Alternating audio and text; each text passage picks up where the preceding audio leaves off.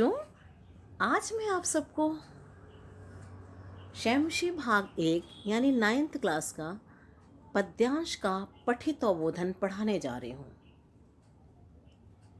जैसे मैं गद्यांश का पढ़ाती हूँ, जो पाठ होते हैं उनका भी पढ़ाती हूँ, और आज मैं आपको पद्यांश का पढ़ा रही हूँ क्योंकि आपकी परीक्षा में श्लोकों का आता है, श्लोक दे दिया जाता है और उससे कहा जाता है, ये प्रश्न दे दिए जाते हैं कि एक पदेन पूर्ण वाक्य यथा निर्देश उत्तर दो।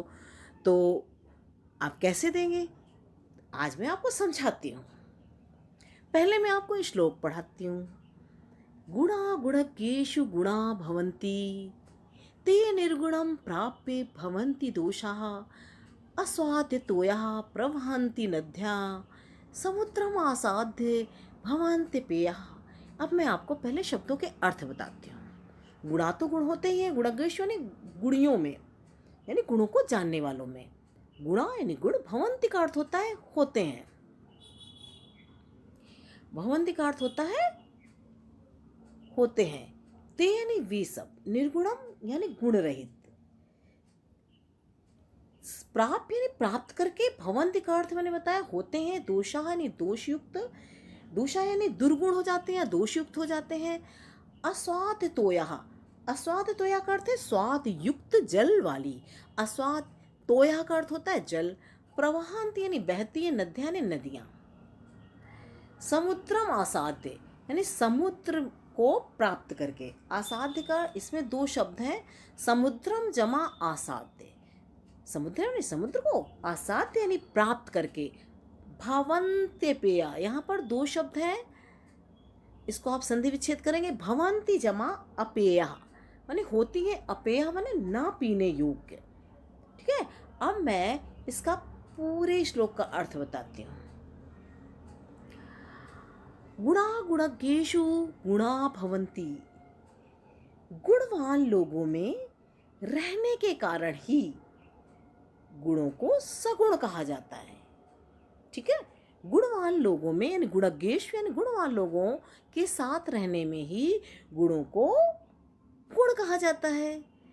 ठीक है, ते निर्गुणम प्राप्य भवन्ति दोषा, और वही कौन यानी गुण, वही गुणहीनों को प्राप्त करके, ते निर्गुणम यानी निर्गुण को, यानी गुणहीन व्यक्तियों को प्राप्त करके या गुणहीनों को प्राप्त करके वे ही भवन्ति दोषा, वे ही दुर्गुण बन जाते हैं, दोषयुक्त बन जाते हैं। यानी कोई कितना भी गुणी हो, जब गुणवानों के साथ रहता है तो वो गुणवान रहता है, और जब वो किसी गलत व्यक्ति का साथ कर लेता है तो वो गलत हो जाता है। यानी वो दोष जो साथ वाले अपनी संगति का जो असर होता है, आप अच्छी संगत करोगे आप अच्छे बनोगे, कुसंगत करोगे तो आप बुरे बनोगे। वैसे ही ये गुणहीनों का साथ पा करके गुण भी क्या हो जाते हैं, दुर्गुण बन जाते हैं।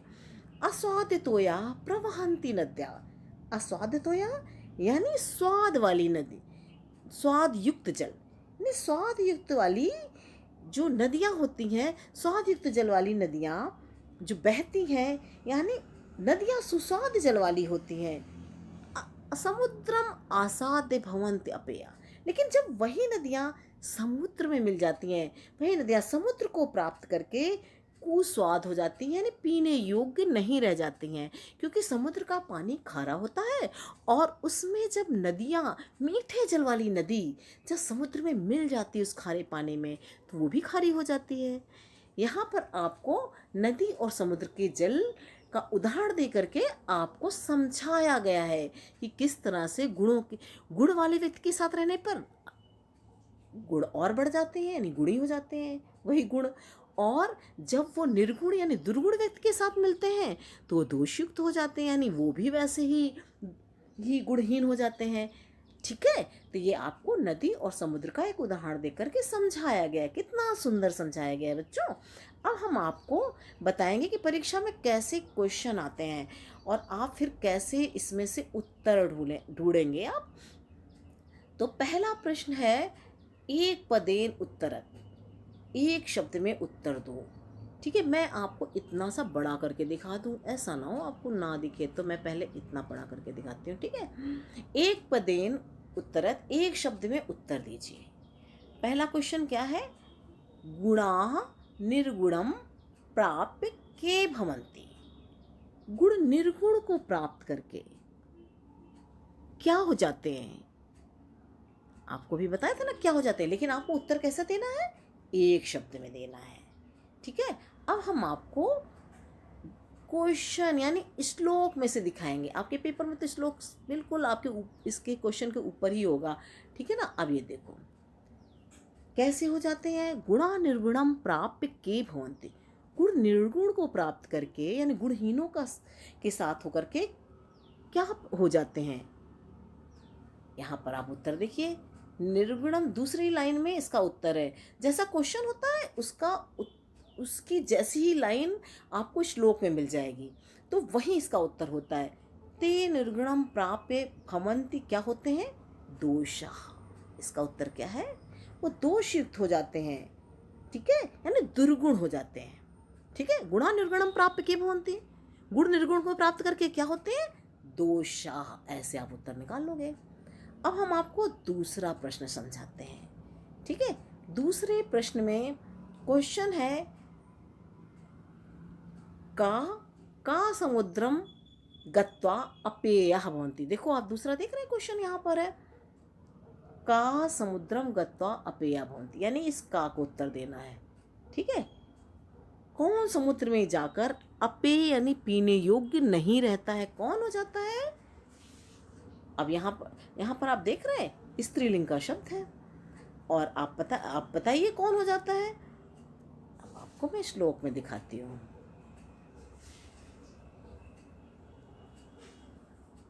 अपेय कौन हो जाता है? थोड़ा इसको ऊपर करूँ। समुद्रम आसाद्य भवन्ति, अस्वाद स्वाद युक्त बहने वाली नदियाँ। ठीक है ना, नदियाँ क्या हो जाती हैं? अपेय हो जाती हैं। जब समुद्र के खारे पानी में मिल जाती हैं तो वो क्या हो जाती हैं? कौन हो जाती हैं? अपेय नद्याँ। आप इसका उत्तर क्या होगा? नद्याँ। ठीक है ना। आप जब उसका अर्थ समझ जाएंगे तो आपको फटाफट उत्तर आ जाएंगे। ठीक है, और आपको अब हम पूर्ण वाक्य उत्तर समझाएंगे। पूर्ण वाक्य में देखिए, पूर्ण वाक्य उत्तर एक वाक्य में उत्तर दीजिए। अभी तक आप एक शब्द में दे रहे थे। आपने पहले प्रश्न का उत्तर दिया था दोषा और दूसरे का नद्या, क्योंकि आपको एक शब्द में पूछा गया था। अब आपसे पूछा जा रहा पूर्ण वाक्य में उत्तर दीजिए। गुणाः कथम गुणा भवन्ति। गुण कैसे गुण होते हैं? गुण कैसे गुण होते हैं? गुण किनके साथ मिलते हैं तो गुण हो जाते हैं? तो यहाँ पर आपको उत्तर देने के लिए आपको श्लोक से ही उत्तर निकालना होगा। ठीक है, अब यहाँ पर देखिए, आप पहली लाइन में है ना, गुणा गुणज्ञेषु गुणा भवन्ति। पहली लाइन में है इसका उत्तर कि गुणा कथम गुणा भवन्ति, गुण कैसे गुण हो जाते हैं। तो आप उत्तर देंगे गुणाः गुणज्ञेषु गुणा भवन्ति। ये पूरी लाइन आप लिख देंगे, आपका उत्तर सही रहेगा।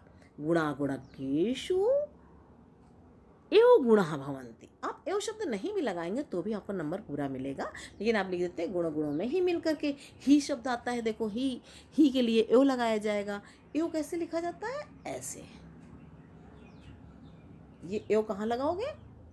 इस जगह पर लगाओगे, यहाँ पर। ये जो बीच की खाली जगह है ना, गुणा गुणज्ञेषु एव गुणा भवन्ति। और आप ऐसे भी, और यहाँ पर क्या कर देंगे आप, क्योंकि बहुत सारे गुण होंगे और क्वेश्चन में आपको बहुवचन में ही आपको यहाँ पर विसर्ग, ये गुणा है ना, यहाँ पर विसर्ग गुणाः, ऐसे ये विसर्ग लगाया जा रहा है। ठीक है ना, क्योंकि बहुत सारे गुणों की बात है भवन्ति। लेकिन ये श्लोक था गुणाः गुणज्ञेषु एव गुणाः भवन्ति। ठीक है, ये उत्तर होगा। और इसके बाद अगला क्वेश्चन क्या है? निर्गुणम प्राप्य गुणानाम का दशा भवति। ये देखो क्वेश्चन है, निर्गुणम प्राप्य, निर्गुण को प्राप्त करके गुणों की क्या दशा होती है, बताओ। निर्गुणम प्राप्य गुणानाम का दशा होती, का दशा होती है, कैसी दशा होती है इनकी। अब इसका भी उत्तर आपको श्लोक में से ही ढूंढना है। आप देखिए, क्वेश्चन था निर्गुणम प्राप्य गुणानाम का दशा भवति। अब इसका उत्तर यहाँ पर है, ये ते निर्गुणम प्राप्य ते निर्गुणम प्राप्य भवन्ति दोषाः। ये सेकंड लाइन में इसका उत्तर है, ठीक है। ये आप इसका उत्तर लिखेंगे, निर्गुणम प्राप्य गुणाः दोषाः भवन्ति। ये निर्गुणम प्राप्य गुणाः दोषाः, और ये भवन्ति बाद में आ जाएगा, ठीक है। निर्गुणम प्राप्य गुणाः दोषाः भवन्ति, ठीक है। इसका उत्तर ये हो गया। अब हम आपको अगला प्रश्न समझाते हैं। यथा निर्देशम उत्तरत, यानी निर्देशानुसारम उत्तरत, निर्देश के अनुसार उत्तर लिखिए। अब आपको निर्देश के अनुसार, ये भवन्ति, ये देखो इन्वर्टेड कामा के अंदर है कि अंदर है ना भवन्ति शब्द। भवन्ति का अर्थ होता है होते हैं। इति क्रियापदस्य, ये क्रिया है ना, देखो क्रिया, होते हैं, खाते हैं, भवन्ति है, ठीक है ना, पठन्ति, ये सारी क्रियाएं होती हैं। क्रियापदस कर्ति पद किम, यानी इसका कर्ता क्या, ये पूछा जा रहा, कर्ता क्या है भवन्ति का। अब आप देखिए भवन्ति कहाँ लिखा है इस श्लोक में, और वहीं पर इसका कर्ता है। ये देखो, गुणा गुणज्ञेषु गुणा भवन्ति, तो यहाँ पर इसका भवन्ति क्रिया का कर्ता क्या है, गुणियों में ही मिलकर गुण होते हैं, तो इस भवन्ति का क्या होते हैं, गुणाः। इसका उत्तर यहाँ पर है, लेकिन आप इसमें विसर्ग लगा देंगे, गुणाः। कैसे लिख देंगे, गुणाः, इसका उत्तर होगा, ठीक है ना। अब हम आपने यहाँ देख लिया कैसे उत्तर निकाला, भवन्ति का कर्ता यही था। इसमें भवन्ति का कर्ता कैसे, आप क्या लिखोगे, आप ऐसे लिख दोगे, ये ऊ की मात्रा है, ठीक है, ऐसे दो विसर्ग लगा दे, गुणः, इसका पहले वाले का आंसर है, ठीक है। दूसरा है गुणः इति पदस्य विलोम पद, गुणः इति पदस्य किम विलोम पदम पद्ये प्राप्तम। गुणः, इस पद का विलोम पद में क्या प्राप्त होता है, क्या लिखा हुआ है। गुण का विपरीत विलोम का जानते हो आप, उल्टा, यानी विपर्य या विलोम, जो भी आपसे पूछा जाए तो गुणः का आप उल्टा क्या है, यहाँ पर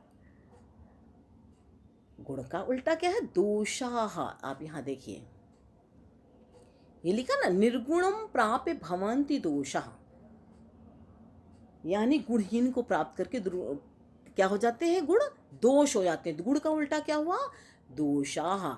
इसका उत्तर ये है, ठीक है, दोषाः। फिर हम आपको अगले प्रश्न का उत्तर बताते हैं। अगला प्रश्न है, नद्या इति पदस्य, नद्या इति पदस्य विशेषण पदम किम। नद्या का विशेषण पद क्या है।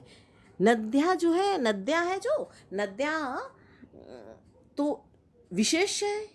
अब इसकी विशेषता कौन बता रहा है, विशेषण कौन होता है, जो उसकी विशेषता बताता है। तो नद्या की क्या है, नद्या की आप विशेषता क्या बताई जा रही है। अब आप ऊपर देखिए, नदी की विशेषता क्या बताइए, नदी कैसी है, नदियाँ कैसी होती हैं, अस्वाद्य तोयाः। इसका उत्तर ये है, नदियाँ कैसी, स्वाद युक्त जल वाली। तोया का अर्थ होता है जल वाली, अस्वाद्य यानी स्वाद युक्त जल वाली। तो नद्या का विशेषण क्या है, ये है, ठीक है, अस्वाद्य तोया। और एक प्रश्न आपको समझाती हूँ, ते इति सर्वनाम पदम, ये चौथा क्वेश्चन है, मैं अंडरलाइन इसलिए कर देती हूँ कि जिसमें आपका प्रॉपर ध्यान जाए। ते इति सर्वनाम पदम कस्मै प्रयुक्तम। ते का अर्थ होता है वे, ये सर्वनाम पद किसके लिए प्रयोग किया गया है, किसके लिए प्रयोग किया गया है। तो ते के लिए आप बताओ किसके लिए प्रयोग किया गया है, तो आप जाके श्लोक में ढूंढेंगे कि किसके लिए प्रयोग किया गया है, ठीक है। तो ते का प्रयोग अब आप देखिए, यहाँ पर आपको श्लोक से ही समझना है। यहाँ देखो, ते निर्गुणम प्राप्य भवन्ति दोषा। कौन निर्गुण को प्राप्त, गुणों के लिए लिखा गया। ये ते शब्द का प्रयोग किसके लिए किया गया है, गुणों के लिए, यानी वे ही गुण जो है गुणहीनों को प्राप्त करके दुर्गुण बन जाते हैं। तो वे कौन होंगे, गुण का बहुवचन क्या होगा, यहाँ पर चूंकि कस्मै शब्द का प्रयोग हुआ है, ठीक है ना, चतुर्थी एक वचन, कस्मै प्रयुक्तम। ये जो कस्मै है ना, चतुर्थी, किसके लिए, यानी गुणों के लिए। तो आप क्या लिखेंगे, चतुर्थी का बहुवचन गुणेभ्या, इसका उत्तर हो गया, आप ऐसे लिखेंगे, यहाँ ऊ की मात्रा लगेगी, गुणेभ्या, ठीक है ना। आपको बस ये भा है, आपको बस ये समझना होगा, ये विसर्ग लगा हुआ है, कि ये वे शब्द यानी ते शब्द किसके लिए प्रयोग किया गया है। आपको पहले इसकी हिंदी भी आनी चाहिए, ठीक है, और श्लोक का अर्थ बहुत अच्छे से आना चाहिए, तभी आप इनके उत्तर दे पाएंगे। आपको सारे प्रश्नों के उत्तर श्लोक से ही निकालने हैं, ठीक है। और श्लोक में आपको समझना पड़ेगा कि विलोम क्या है, और यहाँ पर क्रिया है तो उसका कर्ता क्या है, विशेषण क्या है, और जो भी आपसे पूछा जाए, इसमें लिखा ही है निर्देश के अनुसार बताइए, तो आप निर्देश के अनुसार ही उत्तर देंगे। सर्वनाम शब्द किसके लिए प्रयोग किया गया, तो आप सर्वनाम शब्द को ध्यान दीजिए किसके लिए प्रयोग किया गया है, फिर आप उसका उत्तर आप ढूंढ लेंगे। और जो भी क्वेश्चन एक पदेन पूर्ण वाक्य में, तो जो क्वेश्चन पूछा जाता है उसकी जैसी ही लाइन जहाँ पर होती है, तो वहीं पर इसका उत्तर होता है। और हमने आपकी सुविधा के लिए यहाँ पर आपको ये उत्तर दे दिए हैं, ठीक है ना। आप इन उत्तरों से भी समझ सकते हैं, आप 2-3 बार श्लोक को पढ़िए, फिर आप खुद उत्तर निकालिए, फिर आप इन उत्तरों से आप क्लियर कीजिए कि आपने सही उत्तर दिया है या नहीं दिया है। और नहीं दिया है, मान लो आप नहीं भी दे पाए हैं, तो आपको परेशान होने घबराने की कोई ज़रूरत नहीं है। आप इनसे समझ लीजिए, इन उत्तरों से समझ करके फिर आपको खुद ही आने लगेगा, ठीक है। और आप इस तरह से श्लोक से उत्तर निकालना अच्छे से सीख जाएंगे।